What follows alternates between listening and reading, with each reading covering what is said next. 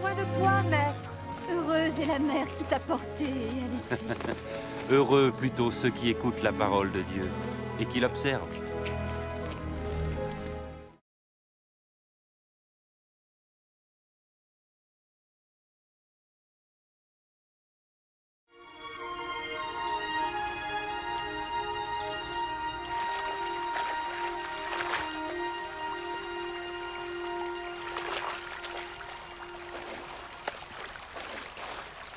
Apprends-nous à prier, comme Jean l'a appris à ses disciples.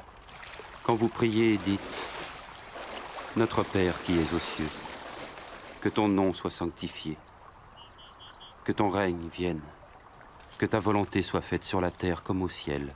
Donne-nous chaque jour notre pain quotidien.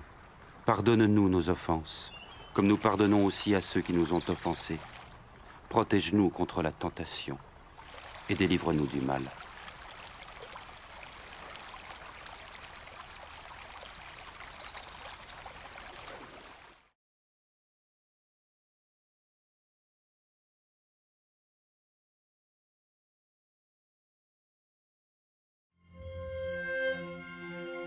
Dans les Saintes Écritures, Dieu déclare que le Messie viendrait pour être le sauveur du monde. La vie de Jésus prouve qu'il est bien celui dont les prophètes avaient parlé. Ésaïe a prophétisé que la Vierge deviendrait enceinte et qu'elle enfanterait un fils. Des siècles plus tard, la naissance de Jésus accomplissait cette prophétie.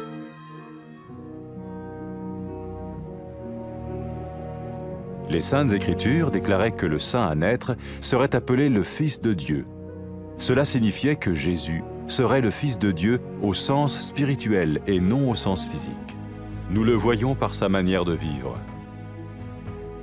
Il a guéri des malades, il a pardonné leurs péchés, les a ramenés à Dieu et leur a promis une place dans le royaume éternel de Dieu. Il s'est offert lui-même en sacrifice pour le péché à leur place. Puis il est revenu à la vie, victorieux sur la mort selon le plan de Dieu. Jésus a dit « Personne ne me prend la vie, mais je la donne de ma propre volonté. » La vie de Jésus n'a pas seulement accompli les écrits des prophètes, mais elle a aussi confirmé la vérité de la sainte parole de Dieu. Les prophètes avaient écrit « Ta parole, ô mon Dieu, est parfaite, elle dure à toujours. » Jésus lui-même a dit « Le ciel et la terre disparaîtront, tandis que mes paroles ne disparaîtront jamais. » Jésus est venu pour nous donner la vie dans toute sa plénitude. Mais quand l'homme a désobéi à Dieu dans le jardin d'Éden, il a choisi sa propre voie et ses actions l'ont séparé du Créateur.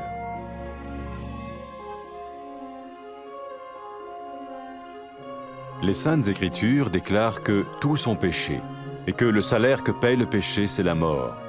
Il s'agit de la mort spirituelle, éternelle séparation d'avec Dieu.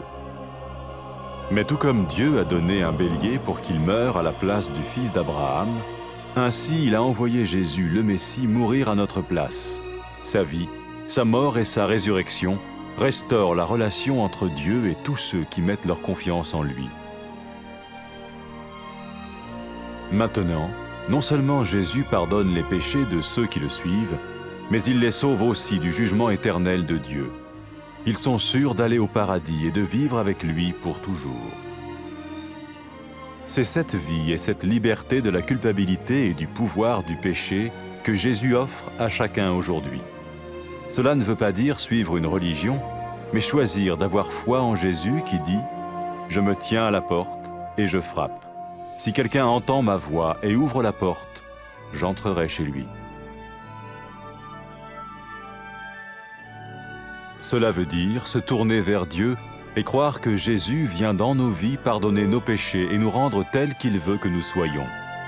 Il ne suffit pas d'approuver intellectuellement ce qu'il dit, ni de vivre une expérience émotionnelle. Nous le recevons par grâce, au moyen de la foi, par un acte de notre volonté. Lorsque quelqu'un est prêt à suivre Jésus le Messie, il peut lui parler par une simple prière. Peut-être êtes-vous prêt maintenant à ouvrir votre vie à Dieu. Si oui, vous pouvez vous joindre à la prière suivante, silencieusement. dans votre cœur. Seigneur Jésus, j'ai besoin de toi. Merci d'être mort sur la croix pour mes péchés.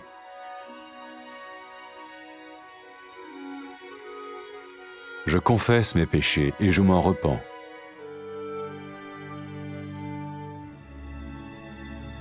Je t'ouvre la porte de ma vie et je te reçois comme mon Sauveur et Seigneur.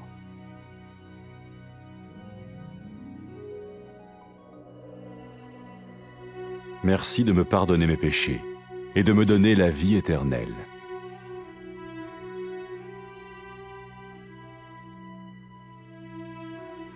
Fais de moi le genre de personne que tu veux que je sois. Maintenant que je deviens l'un de ceux qui te suivent. Amen.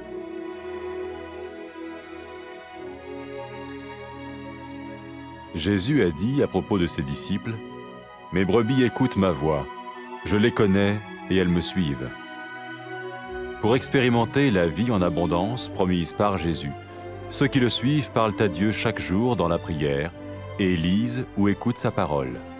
Ils parlent de lui à d'autres personnes et rencontrent régulièrement ceux qui l'aiment et le suivent. N'oubliez pas sa merveilleuse promesse. Tout pouvoir m'a été donné dans le ciel et sur la terre. Et sachez-le, je vais être avec vous tous les jours, jusqu'à la fin du monde.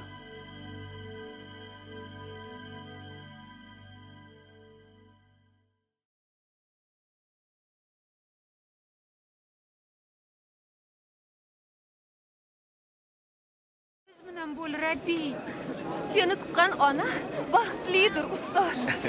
Xudoning kalomini tinglab itoat qiluvchi baxtlirodir.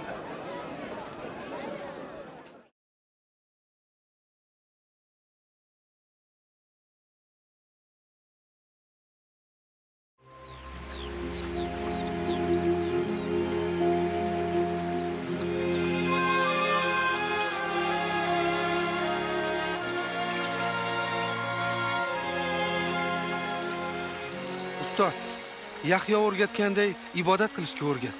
Ibodatda bunday deng. Samodagi barhayot otamiz, sening noming muqaddaslansin. Sening shohliging kelsin. Samoda bo'lgani kabi yerda ham sening irodang bo'lsin. Bizning rizq ro'zimizni ham bizga berib tur. Biz qarzdorlarimizni kechirganimiz kabi bizning ham gunohimizni kechir. Va bizni vasvasaga yo'liqtirma. Biroq makkordan xalos qil.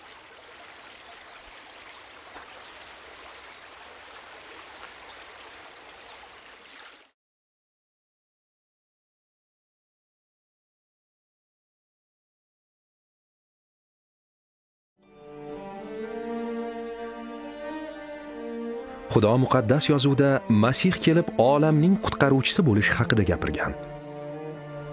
Isoning hayoti haqiqatda ham payg'ambarlar bashorat qilgan shaxs o'sha ekanligi haqida bizlarga guvohlik beradi. Ishayyo qiz homilali bo'lg'ay va o'g'il tuqqay deb bashorat qilgan. Bir necha asrlar o'tgach, Isoning tug'ilishi mana shu bashoratning amalga oshishi bo'ldi. Muqaddas yozuv ilohiy yo'l bilan tug'ilgan Xudoning farzandi deb atalishi haqida ma'lum qilgan. Ya'ni Iso Xudoning o'g'li deb jismoniy ma'noda emas, balki ruhiy ma'noda ekanligini bildiradi. Biz buni u o'zining yashab o'tgan hayoti namunasida ko'rishimiz mumkin. U insonlarga shifo bergan, gunohlarini kechirgan va odamlarni Xudoga qaratib, ularga Xudoning abadiy shohligini va'da qilgan. U o'zini ularning gunohi uchun qurbon qilgan va o'lim ustidan g'alaba qozonib, qayta tirilgan. Iso shunday degan: hech kim jonimni mendan ola olmaydi. Men o'z ixtiyorim bilan uni beraman. Isoning hayoti nafaqat payg'ambarlarning bashoratlarini amalga oshirdi, shu bilan birga Xudoning muqaddas kalomi haqiqat ekanligini tasdiqladi. Payg'ambarlar shunday aytganlar: ey Xudovand, sening kaloming abadiydir. U fazoda abadiy o'rnatilgandir. Isoning o'zi: yer va osmon bitar, lekin mening so'zlarim bitmas deb aytgan. Iso bizga to'la to'kis hayot berish uchun kelgan. Biroq inson Adan bog'ida Xudoga bo'ysunmaganligi tufayli u o'z yo'lini tanladi va uning bu harakati uni yaratguvchidan judo qildi. Muqaddas yozuv hamma gunoh qilgan va gunohning evazi o'lim deb aytayapti. Bu ruhiy o'lim, ya'ni Xudodan ajralishni bildiradi. Xudo Ibrohimning o'g'li o'rniga qo'yni qanday qurbonlik qilish uchun yuborgan bo'lsa, xuddi shunday Iso Masihni bizning o'rnimizga qurbon bo'lishi uchun yubordi. Uning hayoti, o'limi va tirilishi Xudo bilan unga iymon keltirganlar orasidagi munosabatlarni qayta tikladi. Endi Isoga ergashganlarning nafaqat gunohlari kechirildi, balki ular Xudoning abadiy hukmidan ham qutqarilganlar. Xudo bilan birga jannatda abadiy yashashlariga ularning ishonchlari komil. Bugun Iso har bir insonga shunday hayotni, ya'ni gunoh va hukmdan ozod hayotni taqdim etadi. Bu din ortidan ergashish degani emas, balki mana men eshik oldida turib taqillatyapman. Kimda kim ovozimni eshitib eshikni ochsa, men uning yoniga kiraman. Men u men bilan kechki ovqatni baham ko'ramiz deb aytgan Isoga iymon keltirishni tanlash demakdir. Bu Xudoga hayot eshigini ochib, Isoga qalbimizga kirishga ruxsat berishni, undan gunohlarimizni kechirishni va u bizni istagandek o'zgartirishni so'rash demakdir. Bu faqat aytilgan fikrlar bilan rozi bo'lish yoki his-tuyg'ularga berilish emas. Biz uni inoyat orqali iymon va irodamiz harakati bilan qabul qilamiz. Iso Masihning ergashuvchilari bo'lishga tayyor bo'lgan insonlar unga oddiy ibodat orqali murojaat etishlari mumkin. Balki siz o'z yuragingizni Xudoga ochib berishga hozirning o'zida tayyordirsiz. Agar shunday bo'lsa, quyidagi ibodat orqali unga chin qalbdan murojaat etishingiz mumkin. Rabbim Iso, men senga muhtojman. Mening gunohlarim kechirilishi uchun xochda jon berganing uchun minnatdorman. Men gunohlarimni tan olib, tavba qilaman. Men senga hayotimning eshigini ochyapman. Seni o'z xaloskorim va Rabbim deb qabul qilaman. Gunohlarimni kechirganing va menga abadiy hayot sovg'a qilganing uchun minnatdorman.